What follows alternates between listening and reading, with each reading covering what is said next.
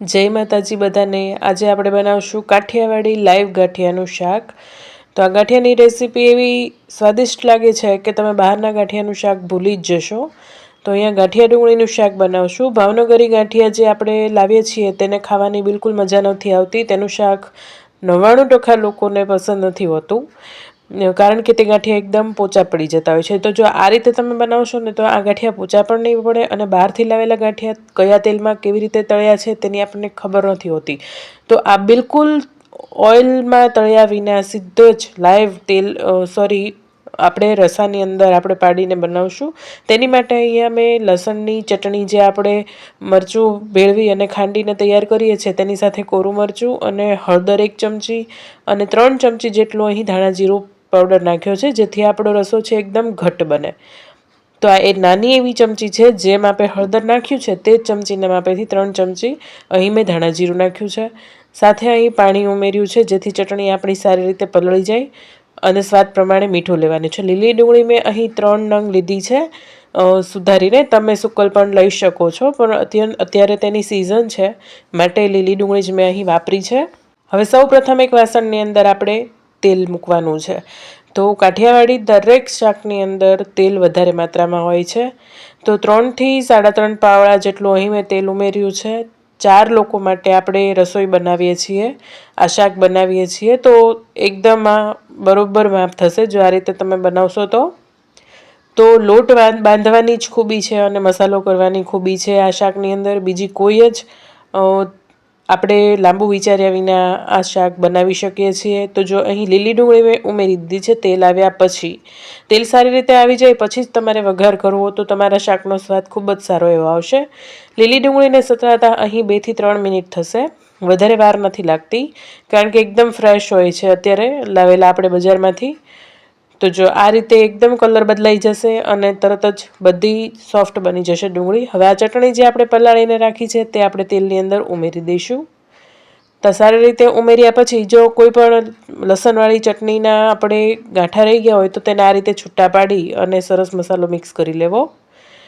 અને આ વાટકાની અંદર પણ થોડો મસાલો રહી ગયો છે તો આવી રીતે પાણી ભેળવી થોડી અંદર નાખી દેવું, કારણ કે આપણે પાણી થોડીક જરૂર પડશે જ। તો આપણે અમસ્તા પણ ગુજરાતી, થોડો પણ બગાડ ના કરીએ। તો આ રીતે મેં ઉમેરી અને નાખી દીધું છે। તો જો આ બધું સરસ રીતે મિક્સ થઈ ગયું છે અને તેલ ધીમે ધીમે ઉપર આવવા માંડ્યું છે। તો જેટલું તેલ નાખ્યું છે તે સરસ રીતે છૂટી જાય અને મસાલો જે એકરસ થઈ જાય એટલે સમજવાનું કે આપણો મસાલો એકદમ સારી રીતે કકડી ગયો છે। તો અહીં મારો આ રીતે બધો જ મસાલો કકડી ગયો છે। હવે આપણે તેની અંદર પાણી નાખવાનું છે। તો જે વાટકાની માપથી આપણે મસાલો કર્યો છે તે જ વાટકાના માપથી અડધો વાટકો અહીં હું ઉમેરું છું।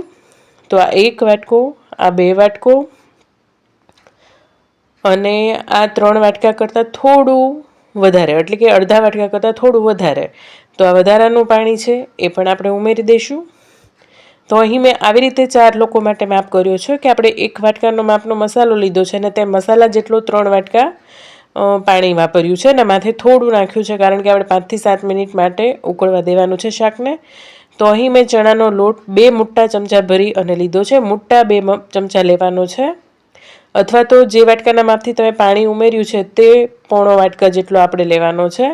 સાથે એમાં મીઠું સ્વાદ પ્રમાણે અને હળદર 2 ચપટી જેટલી અને તેલ નાખવાનું છે, અડધા પાવડાથી પણ ઓછું। હવે આને થોડું 2 ચમચી પાણી ઉમેરી અને સોફ્ટ એવો લોટ તૈયાર કરી લેવાનો છે। બહુ કઠણ એવો નહીં બાંધવાનો, તો ગાંઠિયામાં સ્વાદ સારો નથી આવતો શાક તૈયાર થયા પછી। તો આ રીતે મિક્સ કરી અને હું બતાવું કે એકદમ સરસ કૂણવાઈ જાય ને લોટ, એવી રીતે આપણે મિક્સ કરવાનો છે। જો આ રીતે ખૂબ મસળીને મિક્સ કરવાનો છે અને 2 થી 3 વાર મેં 2 ચમચી પાણી ઉમેર્યું છે અને આ રીતે સોફ્ટ લોટ બંધાઈને તૈયાર થઈ ગયો છે। હવે આપણે લાઈવ ગાંઠિયા પાડવાના છે। તો જારાની મદદથી પણ ચાલે અને આવી રીતે સંચો હોય તો એમાં આવી ગાંઠિયાની જાળી ફિટ કરી અને સંચો તૈયાર કરી લેવો। હવે સંચામાં લોટ બહુ ચોટે નહીં અને ખરાબ ન થાય માટે થોડો પાણીવાળો કરી લેવાનો, અંદર બહાર બધે। તો અહીં મેં પાણીવાળો કરી લીધો છે। હવે તેને લૂછવાની જરૂર નથી, નિતારી અને સીધો જ આપણે જે આ લોટ બાંધી તૈયાર કર્યો છે તે સંચાની અંદર ભરી દેવાનો છે। જો એક વખત આ રીતે શાક બનાવશો ને તો તમે વારંવાર આ જ રીતે શાક બનાવશો। જે લોકોને ગાંઠિયાનું શાક ભાવતું નથી ને તેને ખાસ આ શાક એક વખત ચખાડો ને તો તે એના એવા કહેવાય ને કે જબરા ફેન બની જાય છે આ શાકના. આ શાક રોટલા સાથે અને ક્રિસ્પી ભાખરી સાથે તો ખૂબ જ મજા આવે છે ખાવાની, સાથે સોફ્ટ ભાખરી સાથે પણ મજા આવે છે. તો એકવાર જરૂરથી ટ્રાય કરજો આ રીતે લાઈવ ગાંઠિયાની રેસીપી બનાવી, અને તમને કેવી લાગી છે ને એ જરૂરથી કહેજો. અને અત્યાર સુધી ચેનલ સબસ્ક્રાઈબ ન કરી હોય તો ચેનલને સબસ્ક્રાઈબ કરી લેજો, અને વિડીયો પસંદ આવતો હોય ને તો વિડીયોને લાઇક જરૂરથી કરજો. તો જો અહીંયા સંચામાં લોટ આ રીતે ભરી દીધો છે. હવે તમારો લોટ પરફેક્ટ હશે ને તો આ રીતે 2 આટા તમે પાછા ફરશો ને એટલે બધા જ ગાંઠિયા આપોઆપ નીચે પડી જશે. જો આ રીતે પહેલાં ફેરવવાના. તો આ મેં ગોળ ફેરવ્યું એટલે આટલો, જો આ 2 વાર પાછા ફેરવ્યા. જેમ આપણે ફેરવતા હોય ને તેની ઊંધી દિશામાં ફેરવશો ને એટલે બધા જ ગાંઠિયા નીચે જો આપોઆપ પડી જશે. તો જો આ રીતે તમારે ગાંઠિયા પડી જાય ને તો તમારે સમજવાનું કે તમારો લોટ એકદમ પરફેક્ટ બંધાણો છે, નહીં ઢીલો કે નહીં કઠણ. તો આરામથી તમે ગાંઠિયા પાડી શકો ને તેવો લોટ તમારો હોવો જોઈએ. બહુ પ્રેશરથી તમે પાડો એવું ન હોવું જોઈએ, અને સાવ એકદમ ઢીલો પણ નહીં કે તમારે પાણીની અંદર છે તે એકદમ લોટ ભળી જાય એવો પણ ન હોવો જોઈએ. તો અહીંયા આરામથી બધા જ ગાંઠિયા પડી ગયા છે, અને હંમેશા પાણી ઉકળી જાય, આપણા શાકનો રસો ઉકળી જાય પછી જ ગાંઠિયા પાડવાના, નહીંતર તમારા ગાંઠિયા છે તે એકબીજા સાથે ચોંટી જશે, ચીપકવાના હિસાબે એકદમ લોંદા જેવા થઈ જશે.